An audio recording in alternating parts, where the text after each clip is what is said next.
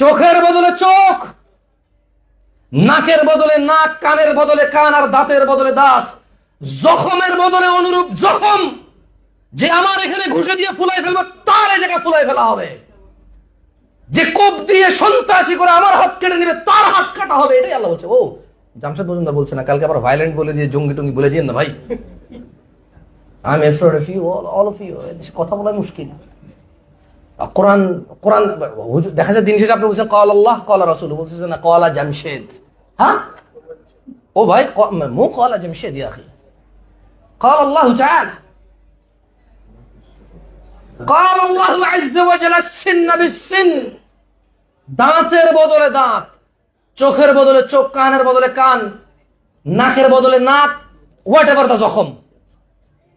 যে আপনাকে অন্যায়ভাবে যে জখম দিবে আপনি সেম জখম তার বিচার হবে। খালাস, দৃষ্টান্ত কি আর। আর বিবাহিত জানাকারী শাস্তি কি আল্লাহ নবী সাল্লাল্লাহু আলাইহি ওয়াসাল্লাম আমাদেরকে বলে যায়নি?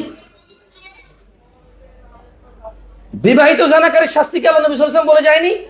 তো তাহলে কেউ কেন বলতেছে না যে ওর বিবাহিত শাস্তির কি আমরা জানি না, বলে দৃষ্টান্তমূলক শাস্তি। ওকে, গত 50 বছরে আমি জানি যদি মানে আপনাদের বিচার পাওয়ার জন্য রাস্তা নেমে যেতে হয়, কারো ঘর ভেঙে ফেলতে হয়, তাহলে আগামী এই যে আসিয়া আল্লাহ ইয়ারহামহা ওয়াসআ মুদখালাতহা, সে আল্লাহ সুবহানাহু ওয়া তাআলার কাছে চলে গেছে। তার চলে যাওয়ার পর বাংলাদেশে আমি নিউজ আরো 6টা ধর্ষণের নিউজ দেখছি। বিলো 10 ইয়ার্স, 10 বছরের নিচে 6টা মেয়ে আরো ধর্ষণ হয়েছে এই গত 5-7 দিনে। তাহলে কি সবার জন্য রাস্তা নেমে যাবে এখন? প্রত্যেকে যে বাড়ি ভেঙে দেবো এটা বিচার?